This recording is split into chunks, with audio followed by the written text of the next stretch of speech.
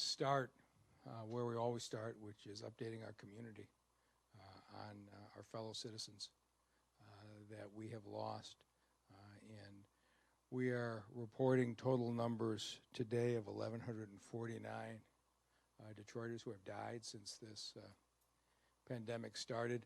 That's 21 more than was reported yesterday, but only 6 of those deaths occurred in the last 3 days as we continue to clean up old data. So again, in my mind, the standard is, are we week to week cutting in half the number of fatalities in our community?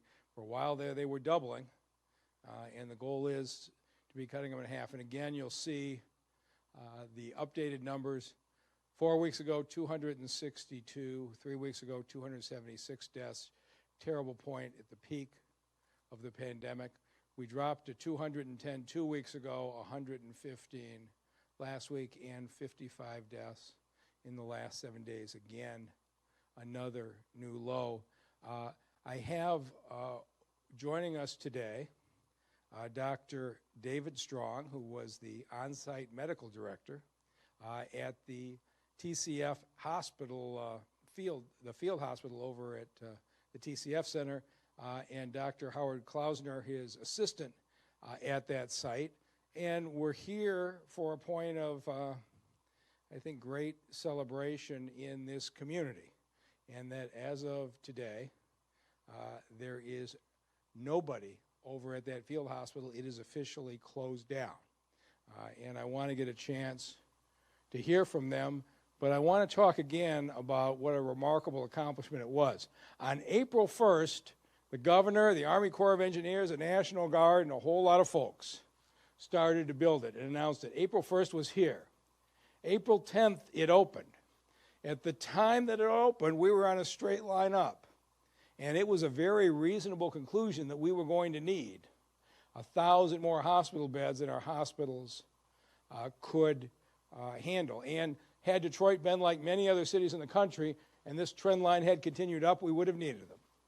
But they dropped almost immediately. I'm not sure they ever got much above 15 or so, maybe up to 20.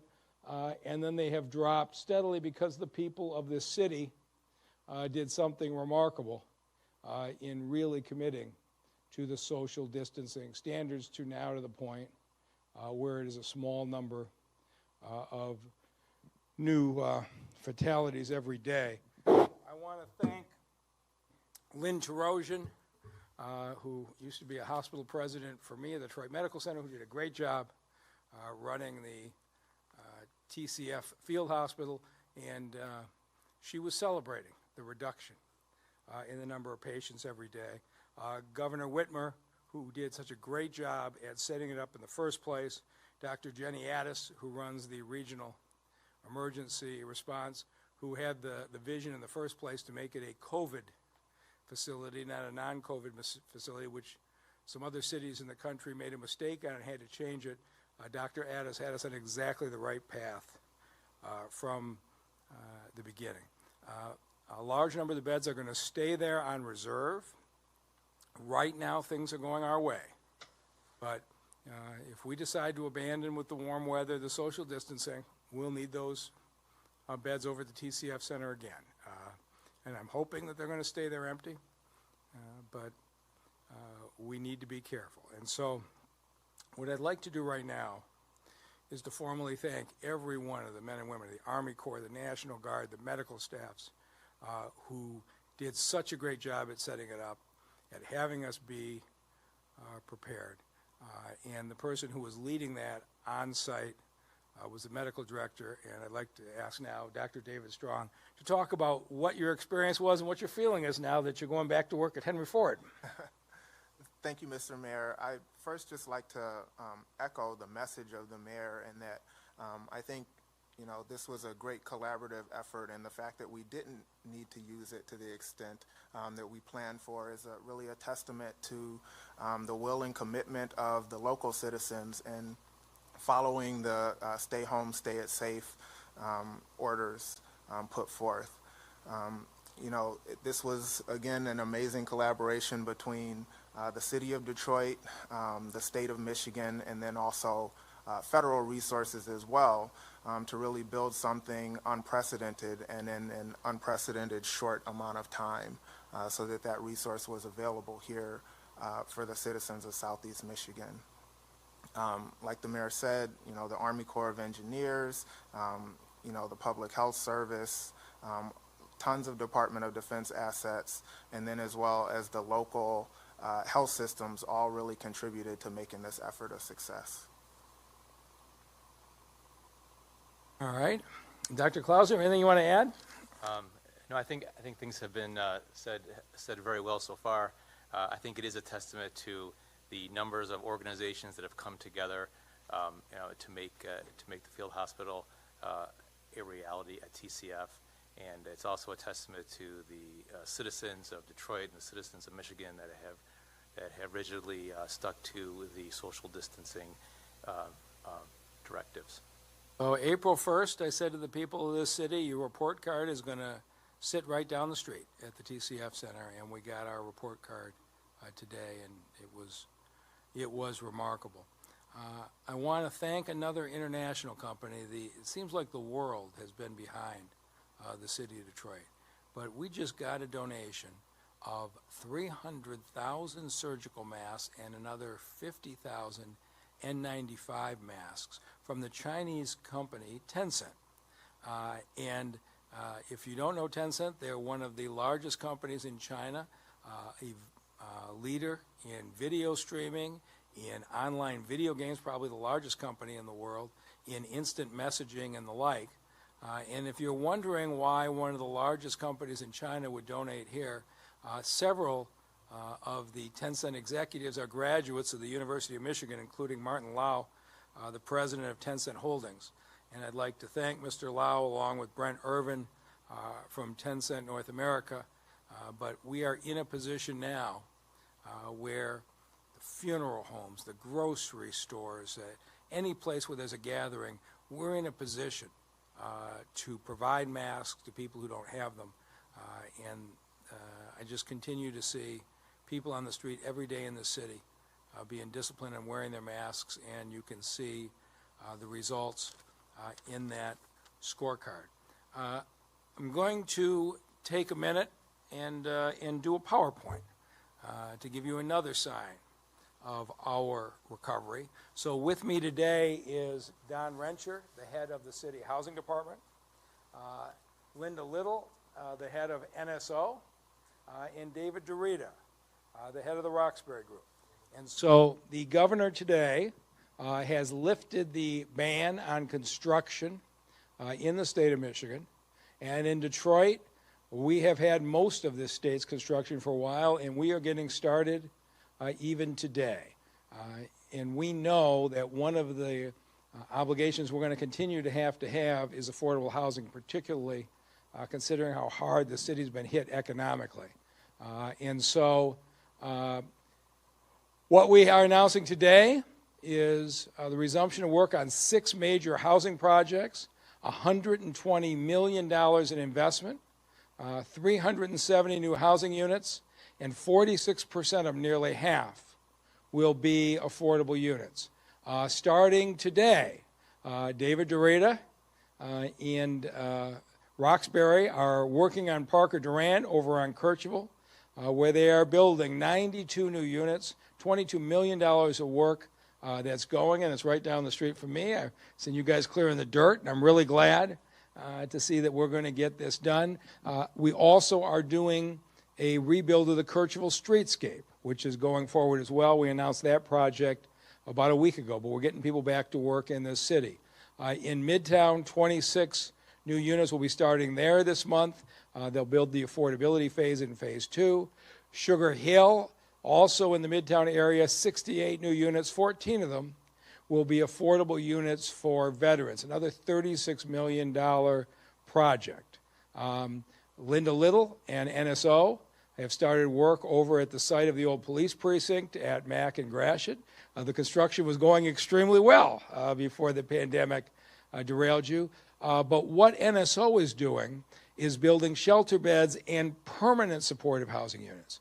In this city, we have been addressing the homeless issue not by recycling folks on shelters day after day where you come in at night and we move you out at 8 in the morning, but more and more moving people to housing permanently where they've got support, whether it's addiction issues, help finding jobs, mental health support, or the like.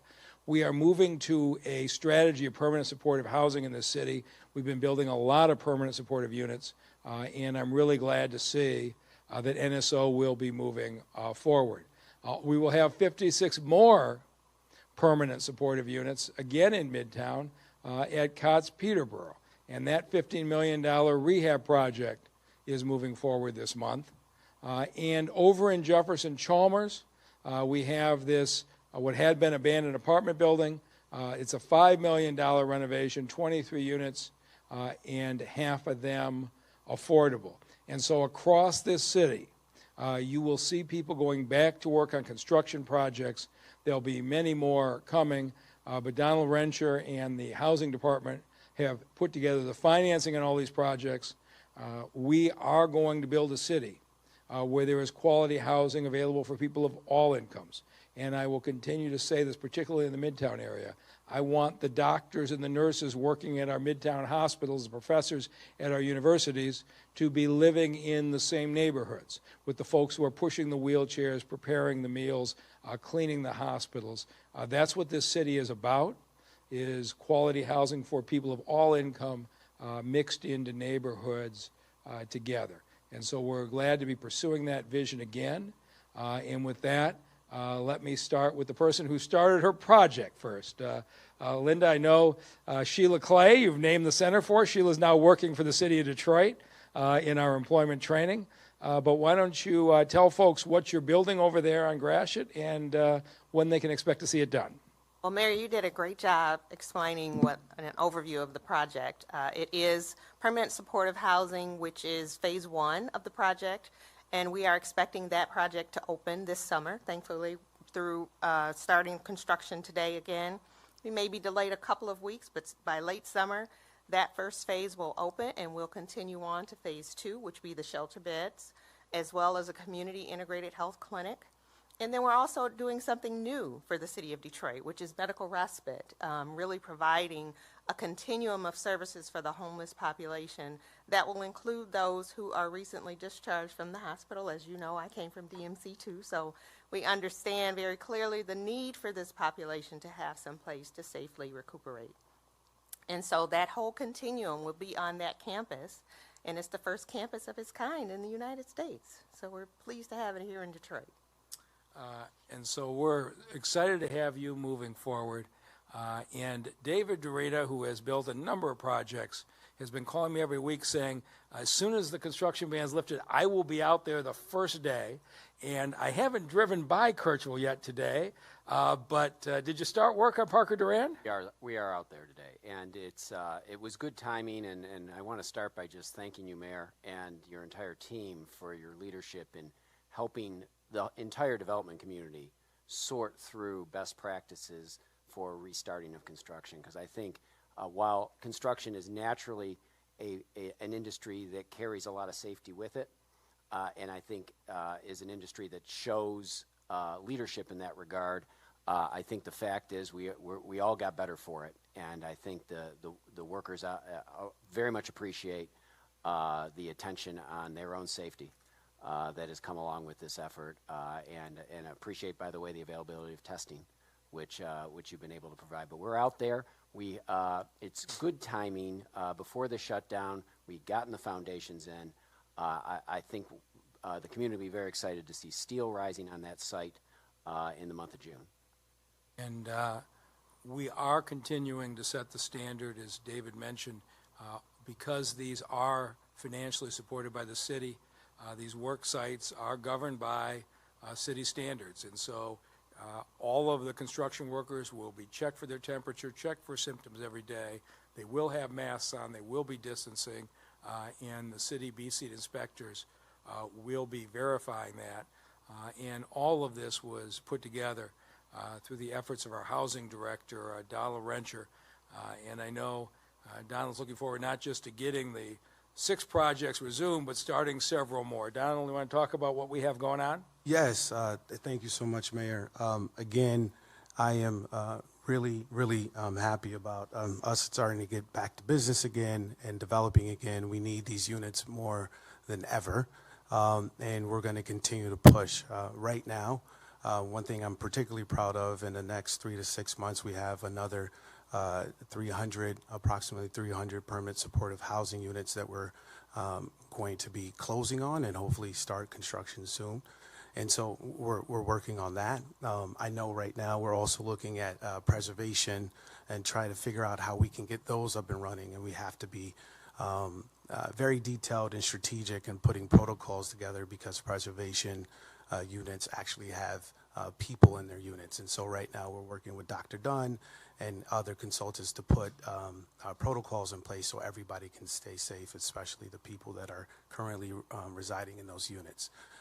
But again, it's very important that we are providing housing opportunities specifically in this time for people across the income spectrum, and we'll continue to work, although it's different because we're closing remotely and driving to parking lots to sign documents and to get things done. It doesn't stop the need of Detroiters and what we have to do in the city to get housing prepared for people. So thank you, Mayor, again for your leadership, and we will continue to push to get projects out. And before I turn this over to Denise Fair, I don't normally promote the show coming up following us, but I would encourage people to watch the governor's presentation at 3 o'clock. I've had significant input in what she's doing, and I think what this state, what these folks have wanted for a while, is to have some predictability about how the economy reopens, what the standards are, and what you can expect. And I think you will see the governor's done an excellent job. She has an excellent plan that I fully support. And for those who may not be tuning in every day, this is the day you want to catch the governor's show at 3 o'clock, because I think you'll see at least what the pathway is from where we are today. It's going to be a long one, but I think you can see how it's going to work. And it's something we've been just really pleased with the job that she's done. With that, I'll turn it over to our health director, Denise Fair. Thank you, Mayor, and I'll make sure that my comments are brief because I too will be watching the governor at 3 o'clock. So first I want to say Happy Nurses Week.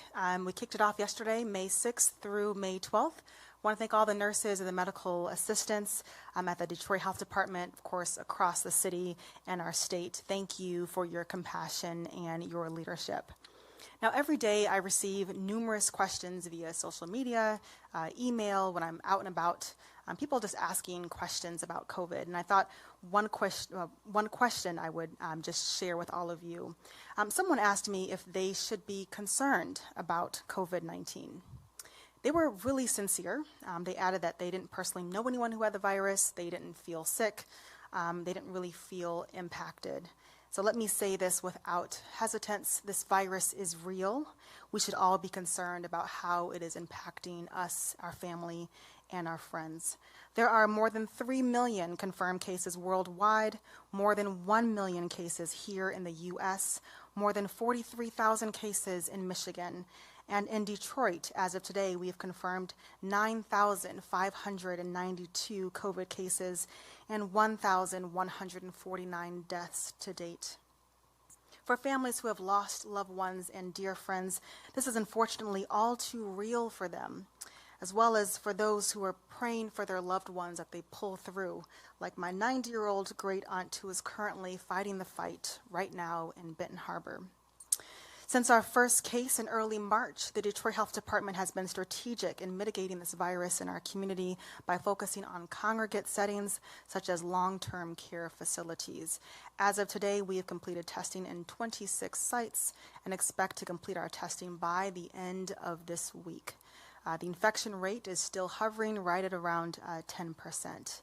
This virus is in our community, but I want each of us to continue living our best life, but with our safety and our safety of others in mind.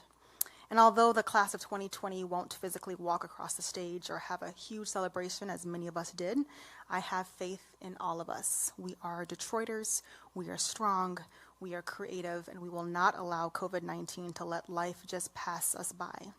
So as you're watching your favorite TV series or movie, get some exercise and arm yourself with knowledge via these daily press conferences, via the health department website at detroitmi.gov/health. Finally, I just want to say that I am extremely proud and I really feel good about the progress that we have made at the city. But I still urge caution and remind you all to make sure that you practice social distancing, wear a mask when you are out in public, and please do wash your hands. And with that, I'll turn it back over to the mayor. We'll take any questions. Good afternoon, everybody. And I've been by this apartment building. It's a really cool building, so I'm glad that it's not going to get knocked down. ML Ulrich, Detroit Free Press. I wanted to ask you, Mr. Mayor, and maybe some of your colleagues here can speak to this. There's been a lot of talk about how government and agencies have been very active in terms of reaching out to people who may have been forgotten before, the homeless, people whose water was turned off. And there's been conversations about how this massive effort, it would be a shame if it just went away along with COVID-19.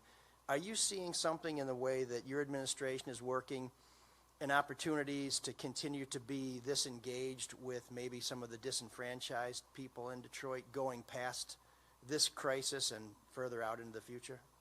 I think what I just showed you shows how deeply engaged we have been all along.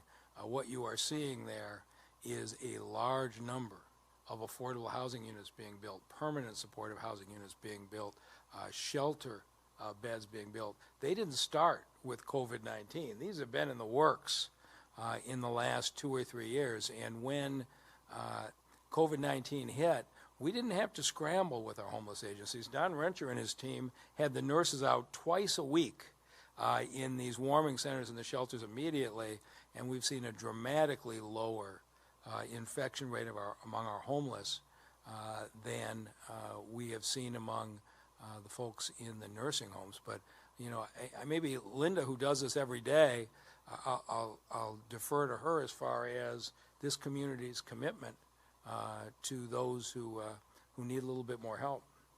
Yes, thank you, Mayor. I would echo that. With the support from the city and the Detroit Health Department, we have made a very concerted and collaborative effort to reach out to the most vulnerable in our city, to make sure that their basic needs were met, to make sure that their water wasn't turned off when they needed the most, to make sure that they had food, which has been a major the need for the populations that we serve. Even at NSO and other shelters, because of the shelter-in-place order, we've been meeting all of our clients' basic needs, for whether it's laundering their clothes, providing 3 meals a day. At NSO, we even ramped up our medical clinic from 2 days a week to 5 days a week, started telebehavioral health services, meeting substance abuse needs. So we're really trying to anticipate what the needs are, and we're going to continue to do that. But I think the mayor and his team have done a phenomenal job with even mitigating the spread. You know, in the homeless population, we haven't seen what many other cities, large cities, have seen. And that's because of the hard work of the city, the health department, and all the shelter providers. So I think that we've done a great job together, and we're going to continue to do that to look out for Detroiters. Okay, thank you very much. In terms of some of the data that's been available involving COVID-19, there are some city resources available online where there are multiple options to download the data. I'm thinking particularly of a page that allows you to get the data by image, by PDF, or by PowerPoint. We're wondering if my colleagues who are much savvier with the IT stuff than I are wondering if we could enable the data button so that we can get that raw data down and then do whatever the data wizards do with it. Denise, do you have a problem with that? So we are considering that. So right now, if you do go on the website, there is an option for you to click on PDF or a PowerPoint, but in terms of the underlying data, that information is not available at this time. Okay, and do you anticipate that it will be at some time, or that you'll make a decision on whether it can be? Yeah, so I have daily conversations with my epidemiologist and her entire team, and so I think at some point we'll be able to offer that, but at this time that's not available. So Denise is kind of smiling there because there's normally about a half hour a day of me cross-examining them on the accuracy of the data. It is amazing the deficiency in basic data collection in this state and in this city that this has exposed. I mean, every day you are seeing deaths from April 6th posted in May because of those problems. So I think at this point you're hearing from the health director, she's a little reluctant to vouch for the accuracy of the underlying data, but as soon as we feel confident in it, we'll make it available. Okay, and mine's immeasurably superior to my own, are willing to work with the city to exclude any personal information that may, if there's a hesitation that we may lead to someone's private information, we'd be happy to do what we have to do to make sure that doesn't happen. Mr. Mayor, in terms of construction returning, some of the more high-profile projects that people have been talking about, the train station, Hudson's, what have you, do you have a sense when those crews will get back to work, or are they at a point where they're not quite ready to do what Roxbury may be doing on the east side and other places? Everybody is in a different stage. Some are in now, cleaning and getting ready. Others are a little bit farther away. But it's really not for me to announce their construction schedules, but I think you'll see several of them get moving very quickly.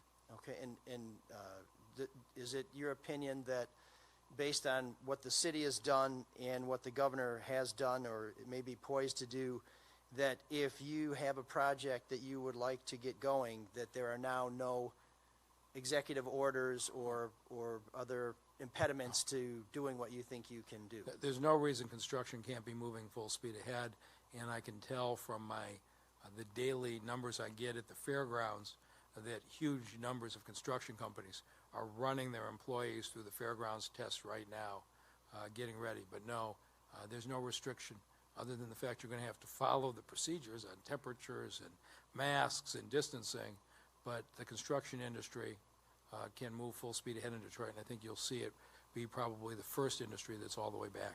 Okay, and for Mr. Wrench or Mr. Dorita, given the construction season, have we lost much time so far in terms of getting projects going, or are we right about on schedule where you would be if the world wasn't on fire? Well, I know David has a on the ground, but it has put us back. The mid-March timeline, when we shut things down, that was around the time everybody was pushing to start breaking ground or in the middle of their project. So it has put us behind. But I'm confident in our developers and the contractors that they have that will keep pushing and get these projects online. It's definitely put us back. We're used to trying to make that up in the field, and I think we'll see some of that with these projects. You know, the projects that were already in place and were already underway, I'm not worried about delivering within a reasonable time frame. We're probably about 2 months behind on the Parker Durand right now. Still hoping to get it open in the first part of 2021, though. And are there any projects that you would say now cannot be completed in 2020 because of the late start and now should be looking at 2021? If you're talking about projects that are already in construction, it's pretty much simple math. You stop working for 8 weeks, you're 8 weeks behind. But projects that are in the pre-development phase, that's a different matter altogether. And I think, you know, we've been working closely, all the developers in the community have been working closely with the city and the mayor's office and his team to really look at what things we can do to expedite those projects and get them moving again as well. And I think the recognition we all have to bring into this is that many of these projects were commenced or conceived of in a fundamentally different era than the one we live in now. And that era, you know, in my personal view, began around 2013, 2014 when the mayor and his team really led this city into an unprecedented level of growth and development in our recent history. And personally, I'm very confident we can get to a new era that looks like that again, but I think we're all going to have to roll up our sleeves and recognize that a lot of the economic underpinnings of that prior era of growth have been scrambled. And but this is a town that has figured it out before, and I'm confident we'll do it again.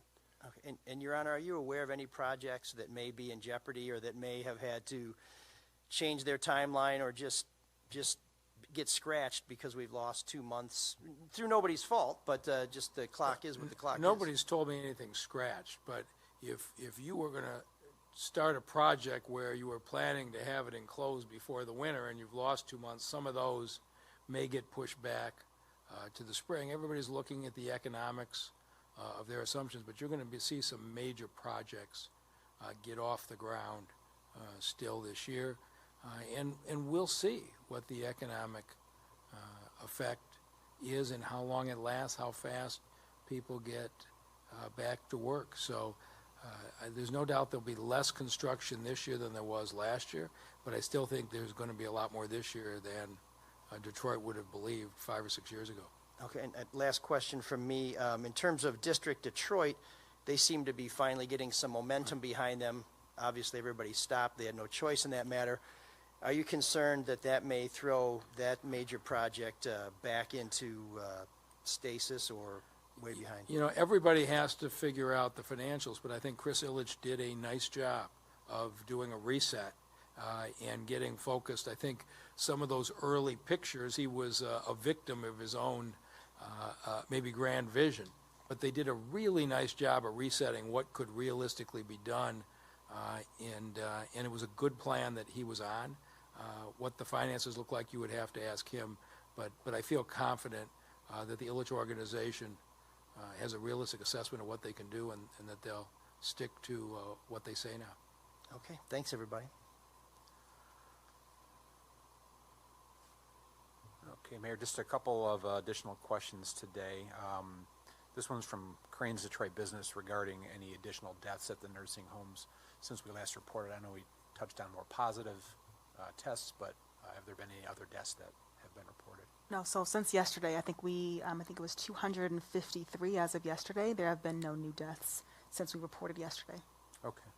And last question actually has to do with the NFL, Mayor. Apparently they're going to be, from Fox 2, they're going to be announcing their schedule tonight. And Eric Erickson wanted to know if you had any thoughts on how things might work with attendance. They haven't consulted with me, so I guess I'll turn on the news and watch with everybody else. Okay, that's the last question. 怎么又晚了？这诊所太远了，这里多开几间就好了。政府里需要有我们的人，需求才会被听到。哎，你这……哎，你们两个都对，可光说有什么用呢？填好2020年的人口普查，就可以协助公共资金的分配，比如地方医疗、更多的政府席位。想要给自己发声啊，赶紧上网填，打电话也行。请上2020census.gov 完成普查。